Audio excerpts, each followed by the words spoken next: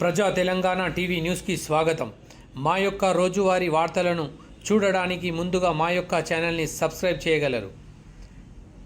గుట్కాను ban చేసిన రేవంత్ రెడ్డి ప్రభుత్వం. తెలంగాణ ప్రభుత్వం కీలక నిర్ణయం తీసుకుంది. రాష్ట్ర వ్యాప్తంగా గుట్కాను బ్యాన్ చేసింది. తెలంగాణలో గుట్కా తయారీ అమ్మకంను బ్యాన్ చేసింది.